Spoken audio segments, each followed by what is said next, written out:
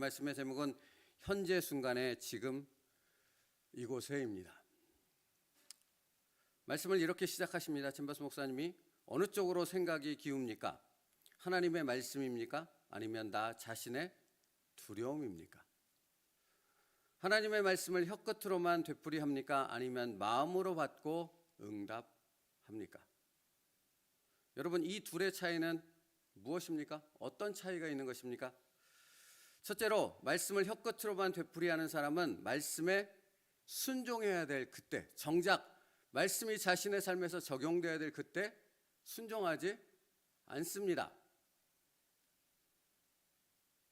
아니, 할 수가 없습니다. 왜냐하면 그 사람은 말씀을 하나님으로 받지 않기 때문입니다. 누가 말씀에 순종할 수 있습니까? 자신에게 선포되는 말씀을 하나님으로 받을 때 그 말씀에 선포할 수 있습니다. 말씀의 순종은 말씀을 하나님으로 받을 때 순종할 수 있다고요. 그렇지 않으면 겉으로 순종하는 척 하지만 정작 가장 중요한 그때는 말씀을 외면합니다. 순종하지 않습니다. 여러분, 요나가 왜 말씀에 순종하지 않았습니까? 말씀을 하나님으로 안 받았거든요. 선지자임에도 불구하고 자기에게 선포된, 자기에게 명령하신 그 말씀을 하나님으로 받지 않으면 말씀에 순종하지 않고 말씀에 불순종하는 것이 전혀 이상하지도 또 두렵지도 않습니다.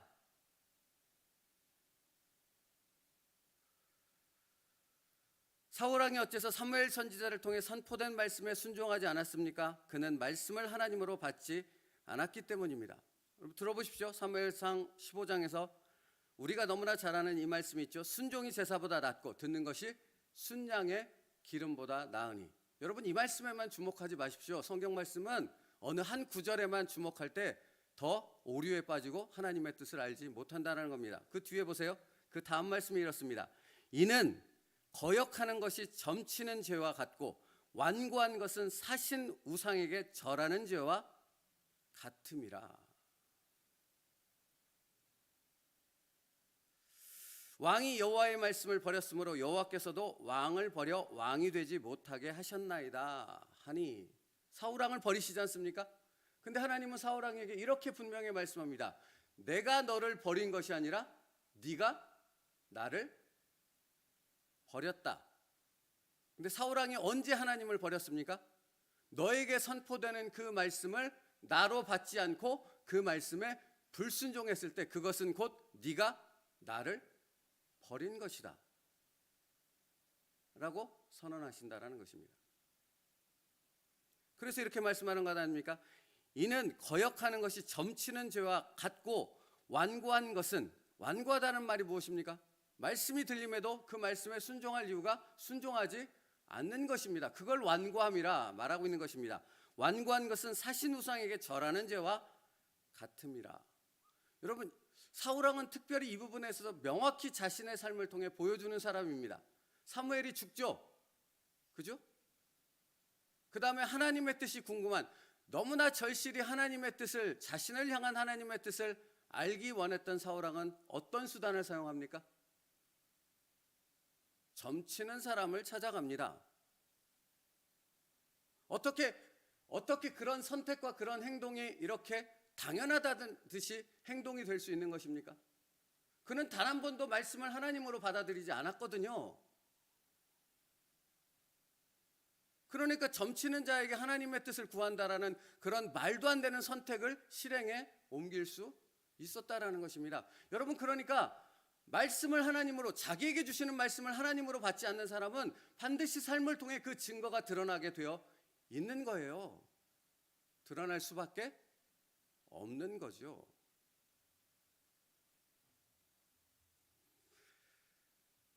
사랑하는 성도 여러분, 말씀과 기도는 무엇입니까? 하나님이 하나님 되심을 아는 방법이 말씀과 기도입니다. 그래서 우리에게 말씀과 기도라는 방법을 주신 것입니다. 그러니까 다시 말하면 선포되는 그 말씀을 내 말씀으로 하나님이 주시는 그 말씀, 곧 하나님으로 그 말씀을 받지 않는 사람은 누구를 모르겠습니까? 하나님을 모르는 거예요. 하나님의 뜻을 알 수가 없는 거예요. 그러니까 어떻게 하나님의 뜻에 순종할 수 있고 하나님의 영광을 드러내는 하나님의 뜻을 이루는 그 삶을 살 수 있겠냐고요? 살 수 없지요. 하나님을 모르는데.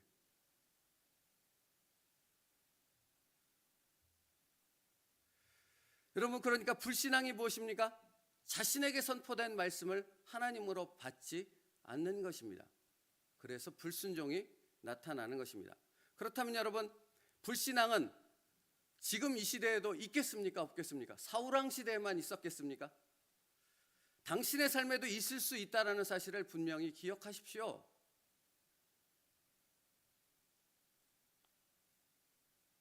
로마서 10장 10절 말씀이요.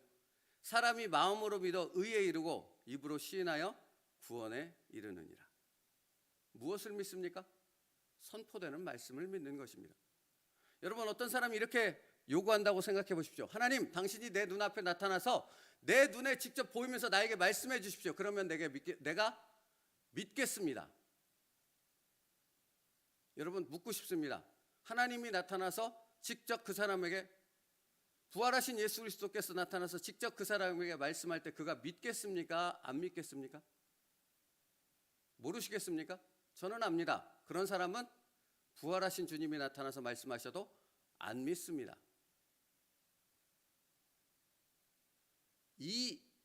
왜 이렇게 말하는 줄 아십니까? 왜 그렇게 제가 확정적으로 말하는 줄 아십니까? 그 사람의 중심은 하나님이 아니라 자기 자신이기 때문에 그런 것입니다. 그 사람의 판단 기준은 하나님의 말씀이 아니라 자기의 이성, 합리적인 생각, 논리적이고 상식적인 자기가 기준이 되기 때문에 절대로 하나님이 나타나셔서 말씀하셔도 그 말씀을 하나님의 말씀으로 믿지 않습니다. 그럴 수 없는 것입니다. 여기 자기 자신이 가득 차 있거든요. 여러분, 그래서 성경은 이것을 기록하고 있어요. 부활하신 주님께서 내가 내 손가락을 그 못 자국에 넣으며 내 손을 그 옆구리에 넣어보지 않고는 믿지 않겠노라고 말씀하신 말한 도마에게 이렇게 말씀하시는 상황을 성경이 요한복음에 기록하고 있는 것 아닙니까? 요한복음 20장 21절이요. 내 손가락을 이리 내밀어 내 손을 보고 내 손을 내밀어 내 옆구리에 넣어보라. 그리하여 믿음 없는 자가 되지 말고 믿는 자가 되라. 도마가 뭐라고 말할게요? 다른 사도들이, 다른 믿음의 예수님의 제자들이 예수님 부활하셨어. 우리가 그 부활하신 예수님을 봤어. 그분의 음성을 들었어. 그랬더니 도마가 뭐라 그래요? 도마는 누구예요? 예수님의 12제자 중에 한 사람이잖아요. 뭐라고 해요? 내가 직접 만져보지 않으면, 내 눈으로 직접 보지 않으면 안 믿어. 그런다는 것입니다. 왜 그래요? 말씀이 하나님 되지 않기 때문이에요.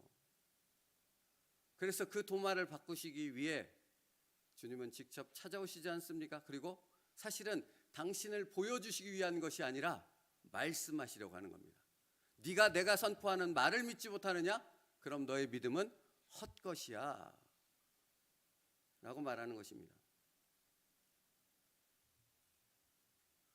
예수님께서 도마에게 이렇게 말씀하시는 것이에요. 내가 눈으로 볼 때 또는 너의 이성적 합리적 생각으로 동의가 될 때만 믿는다고 말한다면 그것은 믿음이 아니야, 가짜야.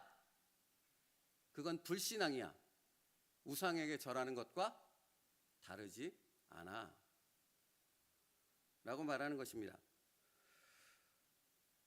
그런 사람들은 언제나 하나님의 말씀을 혀끝으로만 되풀이합니다. 안 듣지 않는다고요. 여러분, 듣기는 들어요.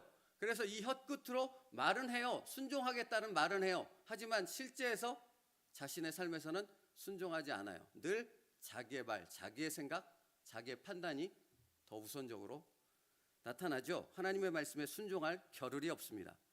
이런 사람들은 하나님의 말씀인가 아닌가 하는 것은 중요하지 않습니다. 뭐가 중요합니까? 자신의 생각에 맞는가, 내가 동의할 수 있는가가 중요할 뿐입니다. 그래야만 순종할 수 있다고 생각하거든요. 이게 믿음이라고 생각합니다. 그런데 성경은, 예수님은 그건 믿음이 아니야라고 분명하게 성경 66권에 모두 다 말씀하고 있다라는 것입니다. 요나나 사울왕이 가졌던 믿음이라고 착각했던 그것이 바로 그것입니다. 그렇다면 여러분, 마음으로 받는 사람은 어떤 사람입니까? 정확히 이와 반대되는 사람입니다. 이런 사람은 말씀을 받으면 즉각적으로 순종합니다. 왠지 아십니까? 여러분 생각해 보십시오. 하나님이 내게 말씀하셨습니다. 그것을 믿습니다. 순종합니까? 안 합니까? 그것이 제일 먼저 순종이 되지 않겠습니까? 하나님이 말씀하셨는데요. 그렇지 않습니까? 성경에 순종하는 사람은 하나님이 말씀하셨기에 그 하나님이시기에 도대체 다른 것이 보이지 않는 것입니다. 그것을 붙잡고 그것에 순종하는 것이 가장 첫 번째가 되는 것입니다. 그럴 수밖에요.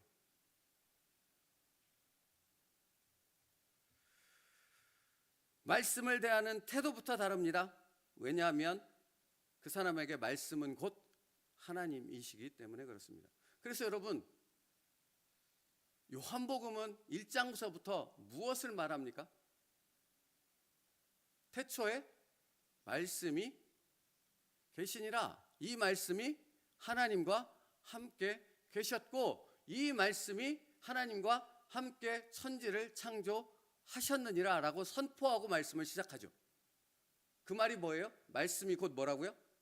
하나님이라고요. 그래서 이것을 다시 한번 1장 14절에 강조하지 않습니까? 뭐라고 강조합니까? 말씀이, 아시면 따라서 해주세요. 말씀이 육신이 되어 우리 가운데 거하심에.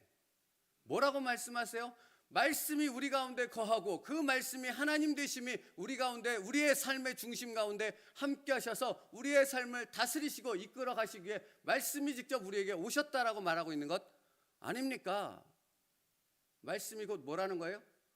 하나님이시라는 거예요. 이것을 믿느냐 안 믿느냐는 전혀 다른 형태로 나타난다라는 것입니다. 예수님을 왜 십자가에 못 박아 죽이는 선택을 유대인들이 했습니까? 거기에 근본적인 첫 번째 이유는 그들이 말씀을 곧 하나님으로 받지 않았기 때문입니다. 가룟 유다가 왜 예수님을 배신하고 팔았어요? 말씀을 하나님으로 받지 않았기 때문이라고요. 나는 가룟 유다와 다르다, 사울왕과 다르다라고 여러분은 생각하지 않습니까? 그런데 정말 다릅니까? 그 다름은 무엇으로 분별됩니까? 말씀을 하나님으로 받는 삶을 사느냐 아니냐로 구분되는 것이지, 거룩한 척 종교인인 척하고 살아간다 해서 내가 사울왕과 가룟 유다와 다르다? 하나님이 웃으십니다. 요한복음 6장 35절 36절에서 그래서 예수님이 이렇게 말씀하세요. 예수께서 이르시되 나는 생명의 떡이니 내게 오는 자는 결코 줄이지 아니할 터이요 나를 믿는 자는 영원히 목마르지 아니하리라. 그러나 내가 너희에게 이르기를 너희는 나를 보고도 믿지 아니하는도다. 그들은 예수님을 보고도 예수님이 직접 말씀하시는 그 음성을 듣고도 믿지 않았습니다. 당신은 어떠십니까? 앞서 그런 말씀을 드렸잖아요.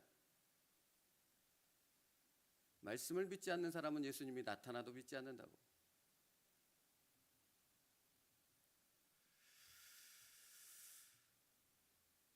그래서 말씀을 혀끝으로 되풀이하는 사람은 언제나 삶의 기준이 하나님이 아닌 자기 자신에게 있습니다. 무엇을 판단하는 기준도 자기 자신의 합리적인 생각과 이성적인 생각에 늘 초점이 맞춰져 있습니다. 그래서 이런 사람들은 하나님에게 집중하지 않습니다. 사람에게 집중합니다. 하나님 말씀에 집중하지 않습니다.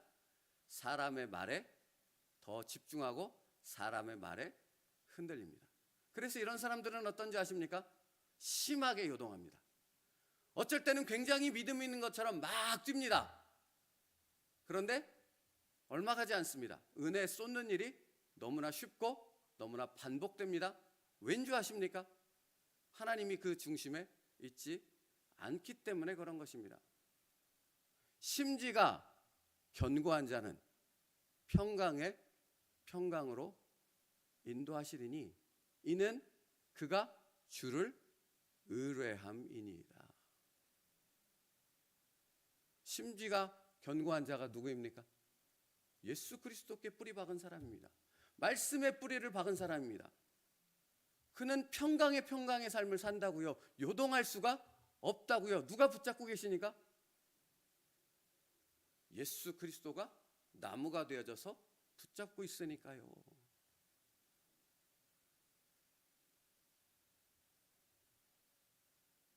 하나님이 중심이 되지 않고 말씀이 곧 하나님이 되지 않는 사람은 사람에게만 집중합니다. 현재의 상황, 자신의 이성적인 생각에만 집중합니다. 그래서 쉽게 요동합니다. 사람에게 쉽게 흔들립니다. 사람 때문에 금방 시험에 듭니다. 그 사람 때문에 시험 든 것이 하나님을 버리고 교회를 떠나는 일에 별로 주저함이 되지 않습니다. 언제든 그렇게 할 수 있습니다. 시간의 차이일 뿐이죠.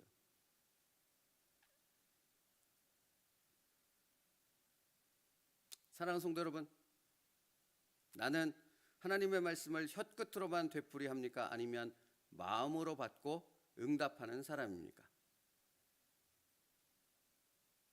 나는 하나님이 중심입니까? 아니면 내 자신이 내 삶의, 내 인생의 중심입니까? 하나님의 말씀을 하나님으로 받는 여러분 될 수 있기를 축복합니다. 그게 능력이라고요. 시간이 다 갔는데요. 여러분, 하나님과의 신뢰의 관계는 어떻게 맺어지겠습니까? 여러분, 하나님과의 관계가 제일 중요하잖아요. 맞죠?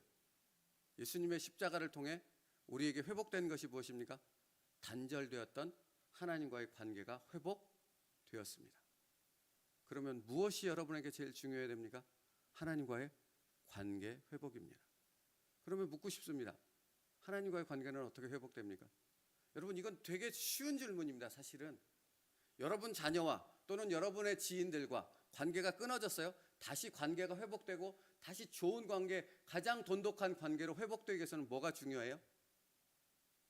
서로의 말을 신뢰하며 그 관계를 회복하기 위한 노력이 중요하지 않습니까? 하나님과의 관계도 그냥 되지 않아요. 뭐가 제일 중요해요?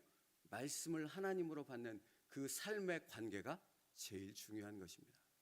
그것을 통해 신뢰의 관계가 되는 것입니다. 어떤 것에도 흔들리지 않는 관계.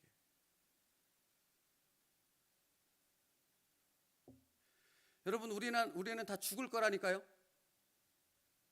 사고로 죽든 병들어서 죽든 우리는 모두 다 죽습니다. 죽음을 맞이하는 그 순간에 정말로 하나님을 신뢰할 수 있으시겠습니까?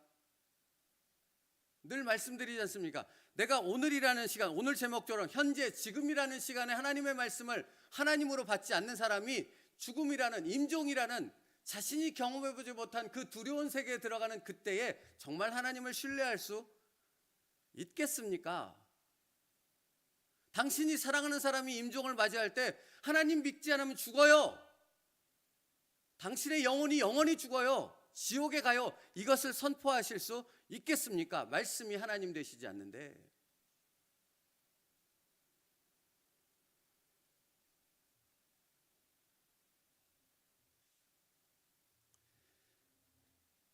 여러분, 오늘 말씀을 보십시오.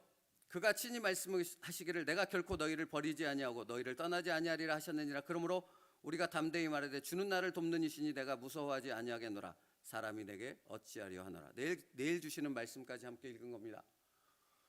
여러분, 이 말씀은 하나님이 저와 여러분에게 주신 말씀인 줄 믿습니다. 두려워 말라, 놀라지 말라. 내가 너와 함께하리라. 나의 의로운 오른손이 너를 붙들어 주리라. 아멘. 내게 주신 말씀입니다. 맞죠?